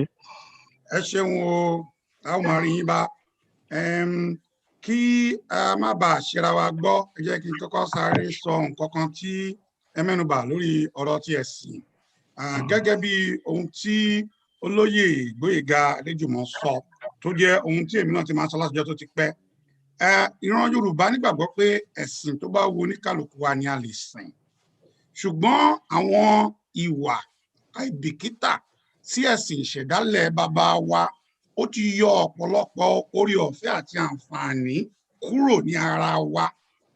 Jẹ́ kí n fún yín ní àpẹẹrẹ kan èmi fúnra mi mo gbé babaláwo kan lọ sí Nàìjíríà a jọ lọ káàkiri Òṣogbo Ifẹ̀ a dé ilẹ̀ Àjàṣẹ́ a dé Sakẹ́tẹ́ ní Republic of Benin a dé àwọn ibi káàkiri wọ́n á ròyìn wípé gbogbo ibi tá à ń lọ babaláwo òyìnbó ni o gbogbo ibi tá à ń lọ ló máa ń tọ́ka sí ewé àtegbò tèmi fúnra mi tí mi ò tí ì gbọ́ rí. Tó bá jẹ́ wípé èmi kọ́ àwọn ẹ̀kọ́ bóun ṣe kọ́ ẹ̀kọ́ lọ́yọ̀ọ́ tó kọ́ ẹ̀kọ́ lóṣogbo nípa àwọn ewé àtegbò ni èmi fúnra mi máa mọ àǹfààní gbogbo ohun tó ń sọ tèmi ò mọ̀ àjèjì ló ń kọ́ èmi nípa oríṣiríṣi ewé. Ohun tí wọ́n sọ nípa ọ̀rọ̀ ẹ̀sìn nìyẹn kì í pé ká má ṣẹ̀sìn ṣùgbọ́n wípé o ká má máa bẹ̀rẹ̀ sí fi ojú àbùkù wo àwọn ohun tó wà nínú ẹ̀sìn torí inú ẹ̀sìn la ti ń rí tewé tegbò ìyẹn ẹ̀sìn àbáláyé. Ẹ ṣeun mo kàn fẹ́ jẹ́ kí àwọn èèyàn àmọ̀ yẹn kí kó má dàbí ni pé à ń ṣe ara wa gbọ́. Mo máa wá pé olórí Mọ́remí Adé àwọn náà wọ́n fẹ́ gbà wá ní ìmọ̀ràn wọ́n fẹ́ dá sí atótónu tó wà nílẹ̀ lórí ọ̀rọ̀ tewétegbò egbògi wa ní ilẹ̀ Yorùbá. Ẹ ṣeun.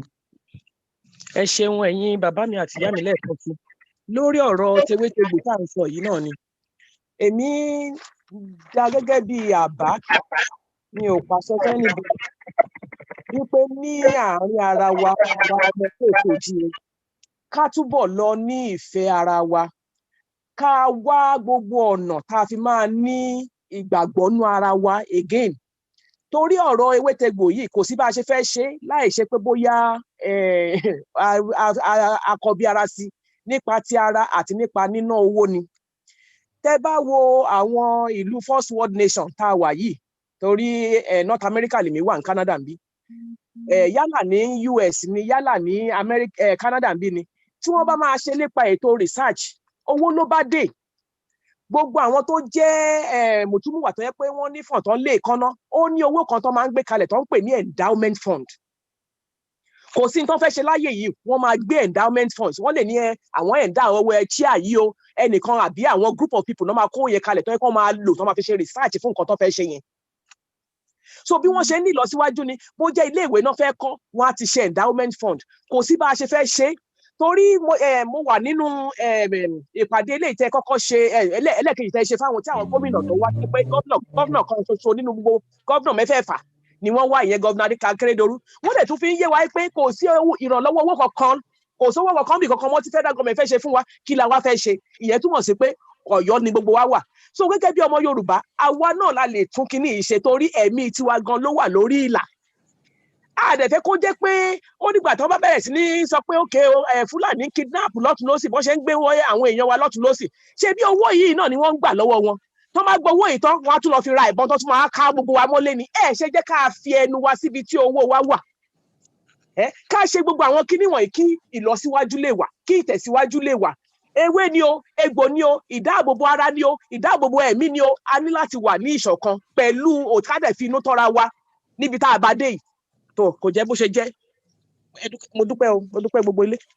ẹ ṣeun o ẹ kú atótónu òun lẹgbọn yẹn o ìyẹn wa ẹ jẹ́ kí a tún rò wípé yàtọ̀ sí Odùduwà Republic tí a fẹ́ jìjàgbara ó ṣeé ṣe náà kí àǹfààní sì lè wà fún àwa Yorùbá láti mú àwọn ọrọ̀ ajé wa kí a wá ọ̀nà tí a lè gbégbà tí yóò fi gbèrú ìran Yorùbá bọ̀ wọ́n ní tabagúnyán nínú ewé tí a sí ọbẹ̀ nínú èpo ẹ̀pà ẹni tó bá máa yọ ayò padà fi gbé gbogbo lépọtí ká fi ọ̀nà roka ẹni tó bí bá máa pa náà ebi apá tó ṣe bí òwe iwájú àwọn àgbààgbà ni mo wà kí ni a lè ṣe lórí tewétegbò wa nílẹ̀ Yorùbá tí ó fi lè di ọrọ̀ ajé pàtàkì alàgbà Káyọ̀dé Kúforíjì ẹ jọ̀wọ́ ẹ lani lọ́yẹ̀. ṣe púpọ̀ olóòtú ṣe ń gbọ́ mi o. à ń gbọ́ yín. mo dúpẹ́ pé tọ́pìkì wáyé ká ní mo ti wo àjẹ́ndà yìí dáadáa ni inú mi ò bá dùn láti invite one of my old friends. He's a medical professional. His name is Dr. Olubunmi Omoseyindemi. He went to Medilag, but he was my roommate when I was a student at the University of Miami. Koto Padasile.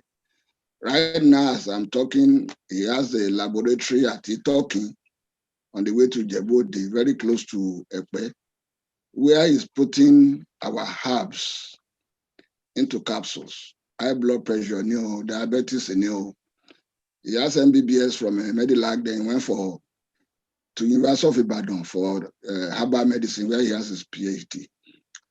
Ṣẹ́rí problem tó ṣẹlẹ̀ náà ni wípé nígbà tí ẹ̀sìn dọ́dọ̀ wa, especially ẹ̀sìn ìgbàgbọ́, ara ibi tán fi tú wa jẹ náà ni wípé wọ́n separate ẹ̀sìn àti medicine. Ẹ̀sìn ọ̀tọ̀, medicine ọ̀tọ̀. Mo ti rí èèyàn kan rí tó yẹ pé ó rí mi tí mò ń màgbó tó ní are you not a Christian? Wọ́n ti fi àgbo wa wọ́n ti kún òrìṣà bíbọ. Tẹ́ bá wò náà tẹ́lẹ̀tẹ́lẹ̀ even ìlú wa gan sef òrìṣà bíbọ náà fi kún ọpẹ́lọpẹ́ àwọn dúró ládé pọ̀ àwọn 277 tó bá gbé bàtà àti gángan wọnú ṣọ́ọ̀ṣì. A máa ń dáwó àwọn grandparents mi wọ́n dáwó ra dùrù láti UK ní Anglican Church wa lábẹ́òkúta. Because bí pé wọ́n tó bá lu gángan àbí bàtà nínú church ìlú instrument òrìṣà ló ń lò. But we thank God Catholic Church kan ti ń jó bàtà Nàìjíríà sí.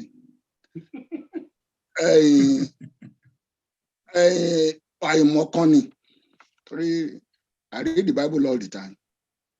Mo rí kinní kan nínú Bíbélì lọ́jọ́ kan màá sọ̀rọ̀ mi ní jẹ́ kó pẹ́ o tí mo pa ti pẹ́ lẹ́nu ọ̀rọ̀ yìí. Nínú Genesis ni nígbà tí Leah ń bímọ tí Rachel ò bímọ. Tákọ̀ bí Leah Reuben tó lọ sínú oko tó mú irúgbìn kan wá sílé. Tí Rachel wá ní kó jẹ́ kí Reuben fún un ní kinní oníwẹ̀ẹ́ àjọ ń ṣe ọkọ̀ kan tó fẹ́ kákọ̀ bí mi kó tó fún ẹ ní nǹkan tó gbé láti inú oko. Rachel níwà tó bá jẹ́ kó fún mi ní irúgbìn yìí òun á jẹ́ kó ọkọ wa kó sùn tiẹ̀ lálẹ́ yìí. Ẹni tó bá jẹ́ Christian nínú wa mọ̀ bí tí mò ń sọ inú Genesis ni. I think it's a chapter 30. Ó ní máa jẹ́ kí ọkọ wa kó sùn tiẹ̀ ìyẹn bá gba irúgbìn ìyẹn bá gbé fún sister Rachel. So ìgbà tọ́kọ dé wá ní ọ̀dọ̀ mi ló bá sùn lálẹ́ yìí o mo ti fi irúgbìn tọmọ mi ń bọ̀ lóko mo ti fi gba oorun alẹ́ yìí lọ́wọ́ ẹ o oyún yẹn ló ní tó fi bí Diana àbí wọ́n Diana ọmọ wọn obìnrin ok wọ́n á lọ ṣèwádìí lórí pé kí ló dé tí èèyàn máa ní kọ́ fún onírúgbìn kọ́kọ́ lè lọ sùn tí ó le tó yẹn ni tí ó dùn nú ọbẹ̀ tó yẹn ni wọ́n á fún irúgbìn yìí egbògi ni gbogbo ìṣe ni ó ń kí àìsàn oríṣiríṣi títí kan infertility títí kan oríṣiríṣi tí Yorùbá máa ń pè gbogbo ìṣe ni plant yẹn wà fún ẹni tó ń wọ́ ọmọ gan pé tó bá lò á bímọ. So àìmọ̀kan náà fi ń tú wa jẹ pé tó bá lo oògùn ìbílẹ̀ àwọn Chinese oògùn wọn náà ń lò up to today oògùn wọn náà ń lò ṣùgbọ́n bá a ṣe bẹ̀rẹ̀ yìí Ọlọ́run á fún gbogbo wa ní ọgbọ́n ìmọ̀ àti òye tá a máa fi enlighten àwọn èèyàn wa pé nílẹ̀ Yorùbá Ọlọ́run ti gbé wa ga Ọlọ́run ti gbé wa sókè débi tó yẹ pé kò sí nǹkan tí à ń wá tí ó sì lárọ̀ọ́wọ́tó wa ṣùgbọ́n wọ́n ní nǹkan tí ẹlòmíín ní lápò ṣòkòtò ẹ̀ ṣòkòtò ló ti lọ ń wa bẹ́ẹ̀ ni àpò ṣòkòtò ẹ̀dẹ̀ ló wà ibi tọ́rọ̀ àwa Yorùbá wà nìyẹn ṣùgbọ́n pẹ̀lú ìgbésẹ̀ tá à ń gbé yìí tọ́lọ́run bá lè ṣe tẹ́ ẹ pé à ń fi ohun tá à ń sọ yìí tá à ń fi lé àwọn ọmọ wa tó ń bọ̀ lẹ́yìn lọ́wọ́ Ọlọ́run àtún I have a family here in Baltimore here tó yẹ pé gbogbo àwọn ọmọ wọn lọ ní sickle cell wọn ń lo oògùn ìbò kan ṣoṣo and they have not lost a single child oògùn ìbílẹ̀ ni wọ́n ń lò fún and very very simple òní wọ́n ń lò and Ọlọ́run dẹ̀ ń gbà ṣe tèmi ò jù báyìí lọ. Ẹ ṣeun alàgbà a ó máa rí yín bá ọ̀mọ̀wé ọ̀jọ̀gbọ́n wa bàbá Adébóyè wọ́n fẹ́ bá wa dá sí ọ̀rọ̀ yìí. Ọdún 1981 in the middle of the year wọ́n pe conference kan sí University of Florida in a town called Gainesville. Conference here was on symplectic geometry. Níbẹ̀ yẹn wọ́n pe conference yẹn wọ́n dẹ̀ finance yẹn wọ́n dẹ̀ pè mí mo lọ. But ìgbà tí mo wá débẹ̀ ìgbà tẹ́mi ti make presentation tèmi tán ọjọ́ bíi márùnlá gbẹ̀mbẹ̀ ọ̀sán kan mo make presentation tèmi tán wọ́n fún wa ní break mo wá rìn káàkiri mo lọ sí inú ọgbà yẹn University of Miami Gainesville ó tóbi gan-an so mo wá rìn káàkiri mo débì kan tí wọ́n ti ní botanical garden mo wá wọ botanical garden yẹn tó ra wa náà nírú ẹ̀ ní Ìbàdàn a nírú ẹ̀ ní Government College Ìbàdàn gan kábàáyé ṣe sọ pé University of Ìbàdàn so mo wá lọ bẹ̀ mo wá rí nǹkan tójú mi ò rí rí botanical garden tó wà ní bẹ̀yẹn 1981 pharmacy school ló ní botanical garden yẹn mo wọbẹ̀ báyìí mo wá bẹ̀rẹ̀ sí rí nǹkan tí mi ò mọ̀ àmì tí mo mọ̀ àti tí mi ò mọ̀ mo rí gbúre wọ́n kọ gbúre síbẹ̀ water leaf Talinum triangulaire local name gbúre ṣé ń gbọ́ mi wọ́n sọ mo tún rí àwọn nǹkan míì tí mo ti mọ̀ láti ilé àtẹfínrín àtìgbà àtàwo ǹjẹ́ mọ̀ pé wọn ò parọ́ nígbà tó bá kọ local name nǹkan tí wọ́n pín síbẹ̀ yẹn orúkọ Yorùbá ni. Tó túmọ̀ sí pé ọ̀dọ̀ wa ló ti wá. Ọ̀dọ̀ wa ló ti wá gbogbo tá à ń fowó ńláńlá rà yìí ọ̀dọ̀ wa ló ti wá. Mo lè tún sọ kékeré kan kí n panu mọ́ Professor Akíntóyè à ń sọ̀rọ̀ ní ọjọ́ kan a ní a fẹ́ dá bùdó atọ́nà sílẹ̀ ní gbọ̀ngàn pé gbogbo orúkọ báwọn wọ̀nyí la máa collect ta fi máa ṣe gbogbo àwọn retired professor igbá àwo lóríṣiríṣi ọ̀nà ibi tí a ti máa ṣe research ni tí ó fi jẹ́ pé àwọn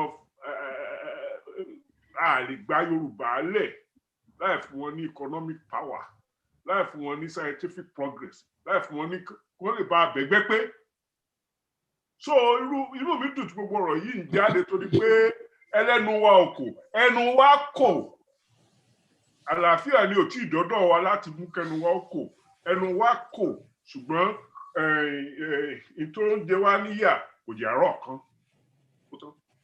ẹ ṣeun tó ẹ ṣeun o òjíṣẹ́. ẹ ṣeun o bàbá Adébóyè a ó máa rí òjíṣẹ́ fẹ́ sọ̀rọ̀ àgbà ò ní tán lórílẹ̀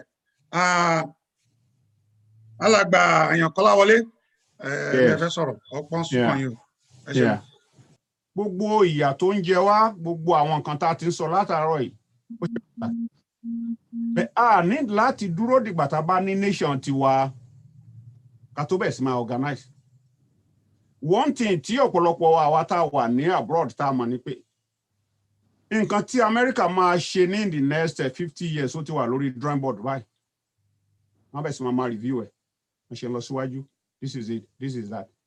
And we know when in this country a lot of achievement big one tó ń ṣe they organize they collaborate so that ẹnìkan ò ní just dissipate all his or our own energy. Then ma duplicate effort tiwa. Even talking of these fundraisings, I'm a pay kò sí bigger projects that they embark upon without money. That they really move forward. And one statement tí mo gbọ́ ọ̀pọ̀lọpọ̀ lẹ́nu kan bí méjì wá ni pé ẹ wo GoFundMe. If we really structure ourselves and collaborate, that set up just one GoFundMe for security or whatever it is. Because ọ̀pọ̀lọpọ̀ àwọn tó máa donate big money, they will go back and do the research. Àwọn wo ló wà behind it? How do you want to spend the money? All this type of things. But nígbà tá a bá lọ fẹ́ ṣe kíní kan tó jẹ́ pé about 10-15 different GoFundMe ló ń spring up everywhere. How do you coordinate that?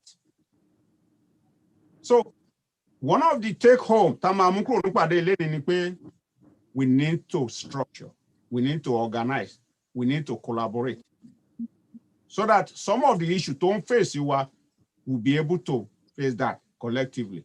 Kì í ṣe pé bóyá individual náà lè make effort o, they can. But when we collaborate, we can really utilize the resources at disposal more effectively. Oòduà Foundation is out. We never told anybody pé we are the one who can solve the Yoruba problem. We didn't say that. But we are now out. Let's reach out. Okay, this is what we are trying to do. Let's see how we can collaborate. Let's see how we can work together so that some of this problem could be solved. And we don't have to wait until Tabani Nation Tiwa. Because there's a Nation Tiwa, Tabani Nation, yeah, this is how we are going to move forward. This is how we're going to feed ourselves. This is how no.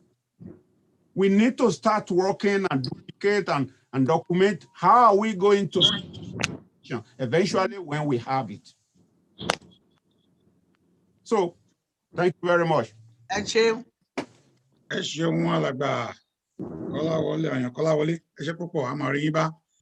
Tó mo ń fi àsìkò yìí ké sí gbogbo ẹ̀yin èèyàn wa tí ẹ ti wà níbí láti bí wákàtí mẹ́rin pé torí pé ọ̀pọ̀lọpọ̀ àwọn èèyàn la pè díẹ̀ la rí ìwọ̀nba ẹ̀yin tí ẹ wá iṣẹ́ ńlá lẹ ṣe ẹ kú fẹ́ ìlú ẹni tí wọ́n bá wa kásẹ̀ rẹ̀ ńlẹ̀ tí ó fi wá dàárọ̀ pátápátá òun náà ni alàgbà tí wọ́n bẹ̀rẹ̀ ibi àròkọ sílà fàbọ̀ sí ibi Yorùbá ti ń wínú bàbá Adébóyè ẹ̀yin ni ẹ bá ní káàdì ètò ọ̀hún nílẹ̀. Nítorí tá a bá ọ̀rọ̀ dé nísìnyí kókó nǹkan méjì ló yọ ń bẹ̀. Èkíní ẹnu òfìfo kì í dún yànmùyànmù. Sọ gbogbo nǹkan tá a rò pé a fẹ́ ṣe ìtòláwó lọ ló pọ̀ nínú wọn. Ibi tó owó sì ní tó ò bá sí ilé kí wọ́n má dámọ̀ràn lẹ́yìn òun. So ọ̀rọ̀ bá ṣe rí owó ó wà nù àbáyọrí ìpàdé yìí. Ìgbà tá a bá kó gbogbo nǹkan tá a ti gbọ́ kalẹ̀ tá a lè ṣe report. Nínú report yẹn á rí wípé a gbọ́dọ̀ wá náà owó tí ìṣòro pé lọ́la àbí lọ́túnla lẹ́sẹ̀kẹsẹ̀ a gbọ́dọ̀ wá ọ̀nà tí owó fi wọ èrò wa. Èkejì ṣe pàtàkì ó ní pé àwọn bàbá wa sọ pé a kì í fárí lẹ́yìn olórí. àfẹnití ọba fatidomi. àfẹnití ọba fatidomi. wàhálà tó ń ṣẹlẹ̀ sí wa ni pé èdè wa kọ́ ni èdè ìjọba Yorùbá ni wá Gẹ̀ẹ́sì níjọba wa ń fọ̀ so a lè lọ bá ìjọba ká pé nǹkan tó ń ṣe ò bọ́ sígbà tá àti ẹ̀mọ nǹkan tó ń ṣe tí ò sọ̀dí tá a gbọ́ ó mọ̀ ṣèdè tá a gbọ́ ni yóò kì í ṣe pọ̀ nǹkan ògbédè yẹn ṣùgbọ́n láti tú wa jẹ èdè elédè ló ń fọ̀ Gẹ̀ẹ́sì so àwọn èèyàn wa tí ò lọ sí skul tí ò gbọ́ Gẹ̀ẹ́sì wọn ò lè béèrè lọ́wọ́ ìjọba pé kí lè ṣe àwọn ló dẹ̀ pọ̀ jù so ìtumọ̀ sọ yìí ni pé a gbọ́dọ̀ dá ilé-iṣẹ́ sílẹ̀ tí ó mọ báwọn èèyàn wa sọ̀rọ̀ tí ó mọ kọ́ wọn lẹ́kọ̀ọ́ lédè wọn tí ó jẹ́ kí wọ́n mọ irú nǹkan tí wọ́n lè béèrè lọ́wọ́ ìjọba àti ẹ̀tọ́ wọn lórí oríṣiríṣi nǹkan tó ń lọ nílùú kò sí ìlú tó lálàáfíà tí táwọn èèyàn rẹ̀ ò bá lè béèrè pé lọ́wọ́ ìjọba pé mo lẹ ti ń bọ̀ bẹ́ẹ̀ yẹn so a gbọ́dọ̀ ní irú ètò bẹ́ẹ̀ tó máa kọ́ àwọn èèyàn wa lẹ́kọ̀ọ́ ọlọ́dẹ̀ sì fi àwọn èèyàn púpọ̀ jíìkì wa tí wọ́n ti ṣiṣẹ́ lórí ẹ̀rọ rédíò ẹ̀rọ tv kódà ìkànnù wọn ní Ṣọlá Yusuf tó ń ṣe